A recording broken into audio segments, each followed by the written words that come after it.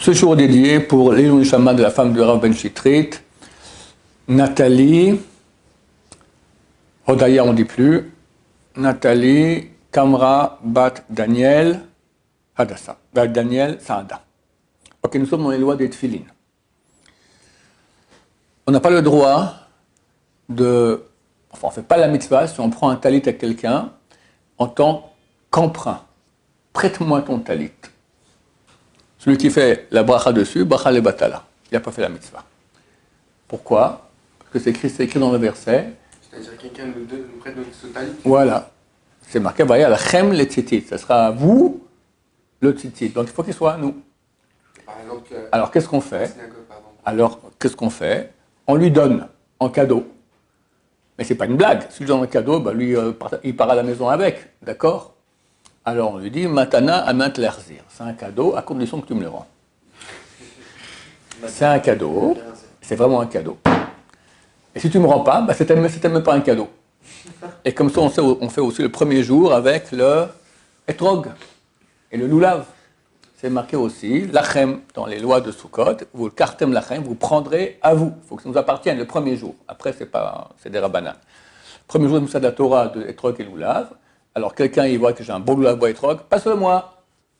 Tiens, il fait la mitzvah, il n'a rien fait. Il fait bracha le batala. Je te donne matana matlarzir, je te donne un cadeau. À condition que tu me le rends, parce que sinon tu vas repartir avec à la maison. D'accord? Et quand tu me le rends, c'est bon. D'habitude, on ne le dit même pas parce que tout le monde sait cette halakha et on sait très bien que l'on le donne de façon à ce qu'on puisse faire la mitzvah. Oui. Et par exemple, on va dire, on devait aller à la synagogue et on a oublié son talit chez soi. Ouais. Ou on prend un talit à la synagogue. À la synagogue elle-même. Ouais. Ça va, c'est fait pour, c'était posé là-bas, pour que chaque personne, quand tu le prends, on lui donne un cadeau. La synagogue lui donne un cadeau, à condition qu'il rentre. Mais c'est écrit que c'est bien s'arranger pour ne pas prendre de là-bas. C'est bien, mais ce n'est pas le top. On a dit que Shabbat, on peut faire du kinyan. C'est vrai, mais c'est une chose qui est utile pour Shabbat, on peut.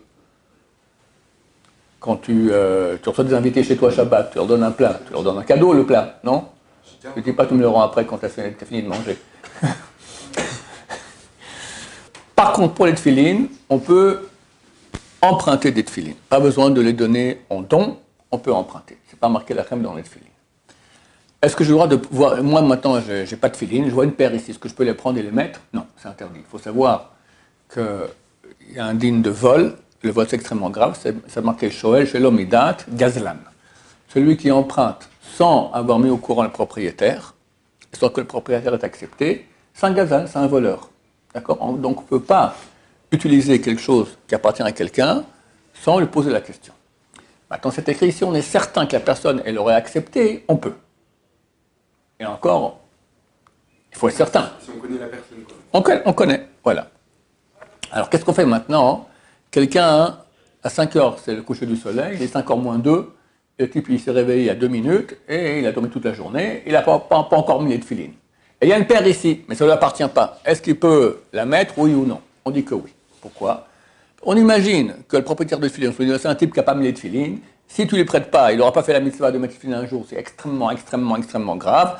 Est-ce que tu autorises qu'il le mette? Un bon juif dira oui. Donc on compte là-dessus que normalement, c'est bon. Donc a priori, on ne va pas utiliser une paire de tefilines qui n'appartient pas sans demande d'autorisation du propriétaire. Mais si c'est un cas extrême, comme je viens d'expliquer, alors c'est permis.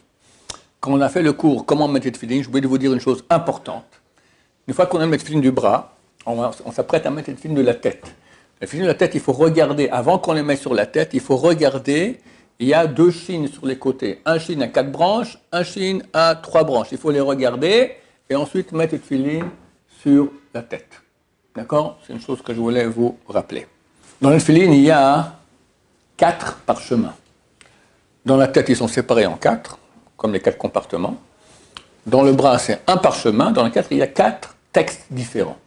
Ce sont les mêmes dans la tête, les mêmes dans le bras. Quels sont ces 4 textes? Alors, tous sont d'accord que ce sont ces 4 textes-là, mais il y a une différence entre, il y a un avis, celui de Rashi, qui donne un certain ordre, et celui de Rabbi Natan qui donne un autre ordre. L'ordre de Rashi, c'est Shema Israël, Vaya Mishamua, Vaya Keviacha, et Shema, Vaya, Kadesh. Kadeshi Kol Bechor. Rabbi Dontam, il dit non. Il dit c'est Shema, Vaya, Kadesh, Vaya. Il inverse les deux derniers. Qui a raison? Personne ne sait. Personne ne sait. Même Shulchan Aruch, il donne les deux à égalité. La coutume est de mettre les tefillin comme Rabbi Dontam. Pardon, comme Rashi, excusez-moi. Comme Rashi. D'accord? Maintenant, la coutume des Sfaradim, c'est mettre les tefillin de Rashi jusqu'au mariage. On ne met pas Rabbi Dontam en plus de Rashi ou à côté de Rashi jusqu'au mariage. Pourquoi? D'après la Kabbalah, les deux sont vrais. Il y a un avis qui dit que Rashi c'est le vrai, un avis qui dit que c'est Rabbi Dontam qui est le vrai, et un avis qui dit que les deux sont vrais. Et qu'il faut mettre les deux. Et ce dernier avis, c'est l'avis de la Kabbalah. Et il dit que le Rabbi Dontam, il est beaucoup plus haut que le Rashi au niveau spirituel. C'est vrai qu'on dira à quelqu'un qui n'est pas marié, vu qu'il est quelqu'un qui n'est pas marié, c'est très courant qu'il aura des pensées de femme, ce qui est interdit. Avec les tefillin, c'est encore plus grave. Avec Rabbi Dontam, c'est encore plus grave. D'accord? Donc on le dit, tu ne mets pas Rabbi Dontam, une fois que tu es marié, oui, pas avant. Par contre, dès qu'il est marié, c'est très conseillé. Bien qu'à une époque, même Shulchan Aruch, il dit, ne mettra de Rabbi Dontam que quelqu'un qui est connu pour être un grand sadique, ça lui était. Ça, c'est terminé. Dans le monde Sfarad, le Rav Ovadia Yosef, il a beaucoup agi dans ce sens-là, que tout le monde porte Rabbi Dontam après le mariage, sans aucun problème. Même dans les synagogues qui vont vraiment comme Rav Ovadia Yosef, ils font un arrêt. Après, avant Ashrei, ils s'arrêtent, 1 minute, 1 minute 30, on change, tout le monde change de tefillin. Après qu'ils ont fait la Hamida avec Rashi, ils mettent des Rabbi Dontam pour la fin de la prière. Ok? Maître, la Kabbalah dit qu'on fait la mitzvah de ces deux tefillin avec Shema Israël, vraiment comme il faut bien après la Kabbalah, que toutes les lumières vont nous rentrer dedans, uniquement si on le fait avec les deux tefillin à la fois sur nous. C'est pour ça que les kabbalistes, ils portent des tefillin minuscules, qui coûtent beaucoup plus cher, qui sont très souvent pas cachers parce que c'est tellement petit que c'est vraiment de la minutie, d'accord? Ici, de là et de là. Pas tout le monde peut porter cela, parce que l'endroit des tefillin pour la tête, c'est depuis la fontanelle jusqu'au début du front. Il faut qu'il y ait au moins 8 cm. Ces tefillin-là font 3,9 cm ou 4 cm, ces petits minuscules. Donc 3,9 et 3,9, ça fait 8 cm. Rabbi Shimon allait, il prenait une règle, voyez, non, toi tu peux pas, non, toi tu peux, d'accord, en fonction du crâne que tu as, tu peux porter les deux à la fois ou pas. Rav Ovadia Yosef, il est très contre cela. Et lui, il dit non, on porte un et après l'autre. Pourquoi? Il dit une chose qui est très vraie. Il dit que beaucoup de gens portent les deux à la fois pour faire bien, mais en fait, ils n'ont pas assez de place ici et ils font aucune ils ne sont pas rendus quittes ni de l'un ni de l'autre. Et moi, je sais, dans ma synagogue, il y a un comme ça, il a un petit crâne, il porte lui kabbaliste, machin, tout ça. Il n'a pas fait la mitzvah. Voilà, ma balle, tu n'as pas mis de film, mon cher ami, parce qu'ils sont trop gros pour son petit crâne de rien du tout.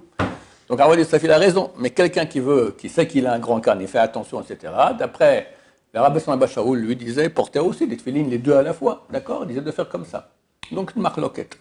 Une fois, le Rav Yosef et le Rav Ben Shimon Abba Shaul sont partis ensemble au Panama pour faire de l'argent pour la yeshiva pour Yosef. Et ils ont prié. Alors, Rav Ben Shimon Abba Shaul mettait toujours deux tefillin ensemble. Il dit non, là, j'en mets un pour honorer le Rav Yosef, pas en face de lui, faire contrairement à ce qu'il dit. Mais savoir qu'il y a les trois avis. Maintenant, il faut savoir, ceux qui portent les tefillin ensemble, c'est absolument obligatoire de faire une condition avant et de dire, si d'après la vérité, les tefillin de Rashi c'est les vrais, alors je pense faire la mitzvah de Rashi et les Rabbi Dontam ne sont comme des lanières de cuir. Après la vérité, c'est Rabbi Dontam, je pense faire la mitzvah avec celle de Rabbi Dontam. Celles de Rashi sont des lanières de cuir. Et si la vérité c'est comme le Kabbalah qui fait les deux, alors je pense faire la mitzvah avec les deux. Pourquoi?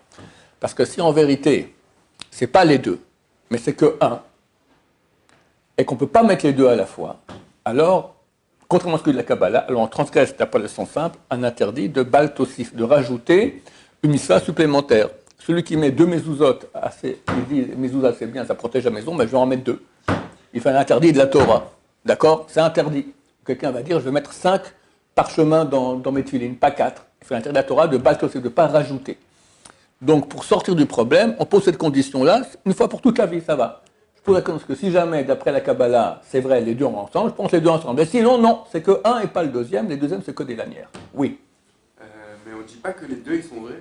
Ce que je te dis, il y a 3 avis. Un dit c'est Rashi est vrai, Rabbi Dontam est faux. Un autre dit Rabbi Dontam est vrai, Rashi est faux. Un dit les deux sont vrais. Ça, c'est la Kabbalah. Et qu'il faut mettre les deux. Et qu'il faut mettre les deux. Donc vous avez dit qu'il faut avoir la Kavanah, que si ça c'est vrai. Alors j'ai dit maintenant, on dit comme ça, parce que il faut que les deux sont vrais et que ce soit permis de mettre les deux à la fois, comme la Kabbalah. Parce que si les deux sont vrais, mais ce n'est pas permis de mettre deux à la fois, alors tu transgresses Baltosif. Mais si on met deux, c'est pas tossif.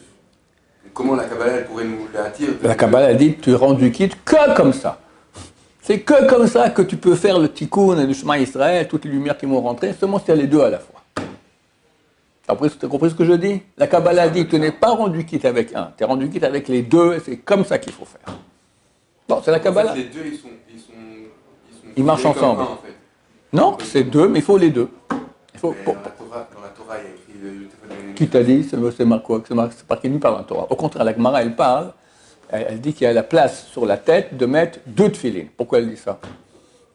Qui va mettre deux tefilines si on n'a pas racheté Rabbeinu Tam? Tu vois qu'il y a une source à cela. Voilà, il parle de ça. Ouais? Non, pas de Rabbeinu Rashi. Mais elle dit, si quelqu'un maintenant, Shabbat est rentré, et il voit, lui il arrive dans le village, il voit à l'extérieur par terre des tefilines, hors de la ville, hors du village. Alors il peut les mettre Shabbat sur lui, et rentrer comme ça, il ne peut pas les porter, il ne faut pas porter Shabbat, mais il peut les porter en tant qu'habit et rentrer comme ça dans la ville. D'accord? La Gemara dit, il peut mettre deux à la fois, parce qu'il a la place sur la tête pour deux tefilines, et sur le bras encore plus. Ah, c'est pas une coïncidence. Voilà. Si on a eu les trois qui vrais, après son endroit, il y aura division, quoi. Il y aura deux sous trois, on va leur dire désolé, vous aviez fond. Vous n'avez pas mis les filines, c'est. Non, la coutume, c'est comme Rashi, quelqu'un qui met Rashi, c'est certain qu'il y a un Olam Haba, il aura un Olam Haba avec les tefilines, c'est bon. Même s'il s'avère que c'est Rabbeinu Tam qui a raison, mais tu vois que la coutume et que ce qu'on a fait le peuple d'Israël, il n'y a aucun problème, c'est pas. Baruch Adonai, l'Olam, Amen va Amen.